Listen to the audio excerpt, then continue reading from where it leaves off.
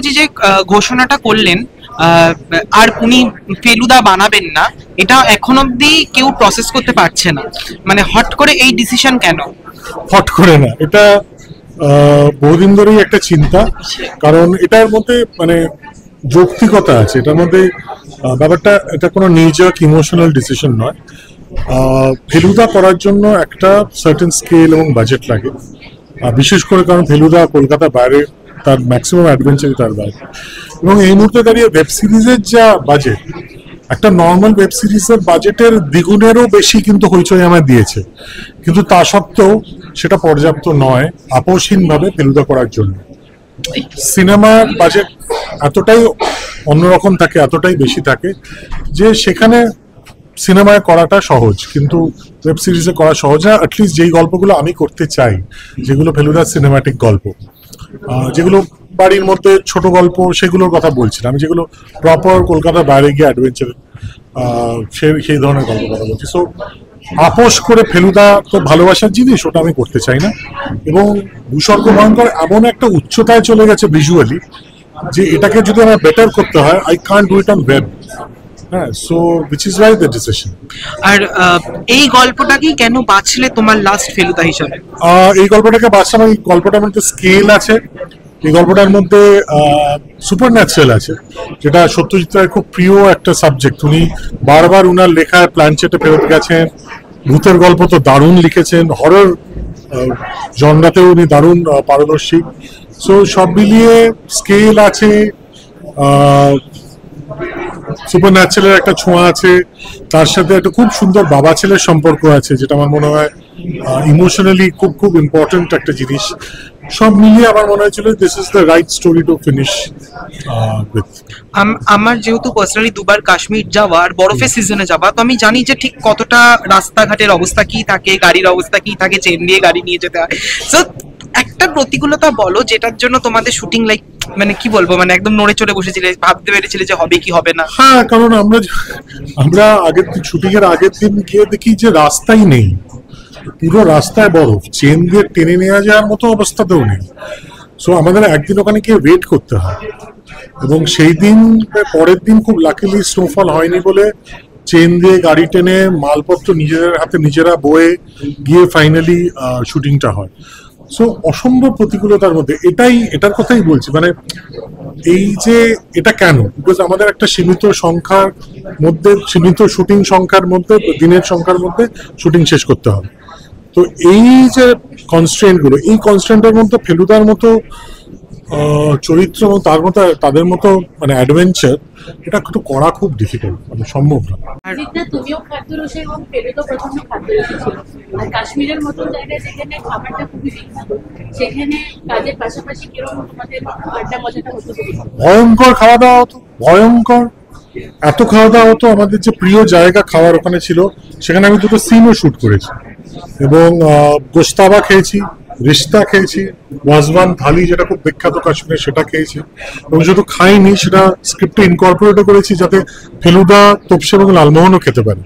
Trailer লঞ্চের সময়ও তোমাকে শোনা গেল বলতে এটাকে ওয়েব সিরিজ হিসেবে তুমি অ্যাড্রেস করলে না, রাদার তুমি এটাকে ছবি হিসেবে অ্যাড্রেস করলে। বেরিয়ে যায় বারবার, টেকনিক্যালি কারেক্ট না, because it is a series. এটা একদিনের জন্য ছবি। অনেক পোকা হয় না যাদের মানে তাদের জীবনের মেয়াদ একদিন হয়, সো এটা আমার একদিনের একটা ছবি, যেটা নন্দনে 19 তারিখ একদিনের জন্য এটা সিনেমা হিসেবে দেখা যাবে। বাকিটা তো এটা ওয়েব সিরিজ। এটা তো আমাদের কাছে একটা মানে পরম প্রাপ্তি যে তোমার এই ওয়েব সিরিজ আমরা ছবি হিসেবে নন্দনে দেখতে পাচ্ছি, এবং সেটার জন্য অনেক লড়াই করতে হয়েছে, কারণ আমি চেয়েছি যে ভূস্বর্গ ভয়ঙ্করের মতো ভিজুয়ালি স্পেকটাকুলার ছবি যারা মানুষ একদিনের জন্য হলেও একটু বড় পর্দায় দেখতে পায়। কারণ আমরা দেখতে দেখতে ব্যাপারটা এই সাইজে চলে এসছে তো স্ক্রিন, সো ওইটা ভূস্বর্গ ভয়ঙ্কর এই গল্পটার প্রতি একটু অন্যায় করা। আর এখন আমি মানে তোমাকে বলছি, তুমি যখন টোটাদাকে ফার্স্ট ফেলুদা হিসেবে কাস্ট করলে, তো আমরা তো খুব সোশ্যাল মিডিয়াতে অনেস্ট রিয়াকশনস পাই, কেউ ভালো বলে কেউ খারাপ বলে। সো এটা না সবার শক লেগে গেছিল, যেরকম ভাবে তুমি আমাদেরকে শক দিলে তোমার লাস্ট ওয়েব সিরিজ বলে ফেলুদা হিসাবে। তো এখন যেরকম ভাবে তোমাদের রসায়নটা মানে এগোচ্ছিল, ফেলুদা আর ডিরেক্টরের যে রসায়ন, আমি ফেলুদা হিসেবে অ্যাড্রেস করছি, তো সেখানে একটা কোথাও মানে দাড়ি পড়ে গেল, তো তোমার নিজের কেমন লাগছে? একটু তো মন খারাপ লাগছে, কারণ it has been an incredible journey. ছিন্নমস্তার অভিশাপ, যতকাণ্ড কাঠমান্ডুতে, দার্জিলিং জমজমাট, ভূস্বর্গ ভয়ঙ্কর। মানুষের অনেক ভালোবাসা পেয়েছি, অনেক গালাগালি খেয়েছি, কিন্তু at the end of the day না, ফেলুদা ঈশ্বরের মতো। রামকৃষ্ণ বলে গেছেন যত মত তত পথ, কিন্তু সেই নানান পথ দিয়ে মানুষ ইভেন্চুয়ালি তার ঈশ্বরের কাছেই পৌঁছয়। সো ফেলুদা আমার কাছে একটা ব্যক্তিগত ঈশ্বরের মতো। তাকে আমি একরকম ভাবে পিকচারাইজ করেছি, ভিজুয়ালাইজ করেছি, এবং আমি আমার পথ দিয়ে আমার ঈশ্বরের কাছে পৌঁছেছি, এবং হোপফুলি বেটনটাকেও তুলে নেবে, এবং পরবর্তীকালে ফেলুদার গোয়েন্দাগিরি সিজন 3-তে কেউ তার নিজের ঈশ্বরকে পাওয়ার জন্য নিজের পথ অর্থাৎ নিজের কাস্টিং খুঁজে নেবে, এইভাবেই বলতে পারি। ট্রেলার ফাইনালি কি এটা তুমি প্রথমবার দেখলে কি আগে এডিটিং দিয়ে দেখেছো? না, ট্রেলার দেখিনি। আমি যখন ডাবিং করেছি তখন ডাবিং করতে গিয়ে আমার যে দৃশ্যগুলো, এবং যেহেতু লালমোহন গাঙ্গুলি প্রায় সবটা জুড়েই রয়েছে, একবার দেখেছি, কিন্তু ট্রেলারটা হওয়ার পর আমি প্রথম দেখলাম। আর সৃজিত মুখার্জি এসে তোমাদের ট্রেলারও লঞ্চ, মানে তার সিনেমার ওয়েব সিরিজের ট্রেলারও লঞ্চ করলেন, আর একটা দুঃখের খবরও দিল, সেটা আমাদের দর্শক হিসেবে তো প্রচন্ডই দুঃখ লাগলো। তোমার এখন কেমন লাগছে নিউজটা শুনে? আমি স্টেজেও যেটা বললাম যে এই খবরটা আমি এখন শুনলাম। শুটিং করবার সময় ও হালকা একবার ডিসকাশন করেছিল, কিন্তু তখন আসলে শুটিং এর চাপে এবং অন্যান্য কারণে আমি ওটাকে অত গুরুত্ব দিইনি। আজকে শুনে বুঝলাম যে ওর নিজের কাছে সেই ডিসিশনটা অনেকটা গভীর।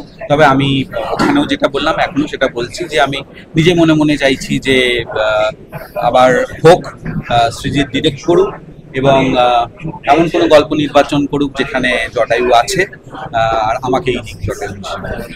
আর কাশ্মীরে শুটিং করার অভিজ্ঞতা কেমন? কাশ্মীরে অ্যাকচুয়ালি অভিজ্ঞতা খুবই ভালো। কাশ্মীরে যে যে জায়গায় আমরা অভিনয় শুটিং করেছি সেগুলোতে আমার আগে যাওয়া ছিল না।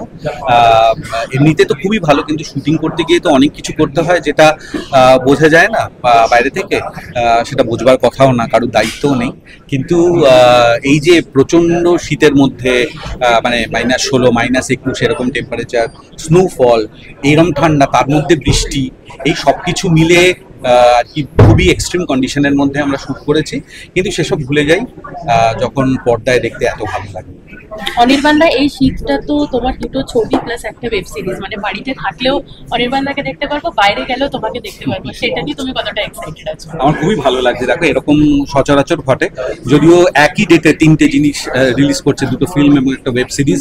এটা একই সাথে শুট করা না, কিন্তু কোইন্সিডেন্টলি হচ্ছে, এবং এটা যে হচ্ছে আমার লাইফে হলো, সেটা একটা আনন্দের ঘটনা, মজা লাগছে।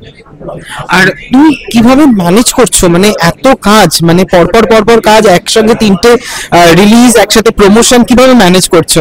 সিক্রেট কি এটার? এবং তার সাথে শুটিংও চলছে অন্য ছবি।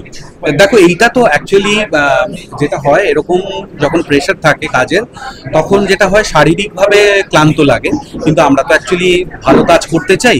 তো শারীরিক ক্লান্তি যেটা, সেটাকে রেখে মানসিকভাবে কিন্তু খুবই এটা এক্সাইটিং, মানে এবং আলাদা আলাদা চরিত্র করছি, এত কাজের মধ্যে রয়েছি, সেটা কিন্তু মনকে খুব ভালো রাখে। সেইটা ঘটছে, মানে একদিকে যেমন একটা শারীরিক প্রেশার, উল্টো দিকে আবার মানসিক শান্তি, দুটোই চলছে।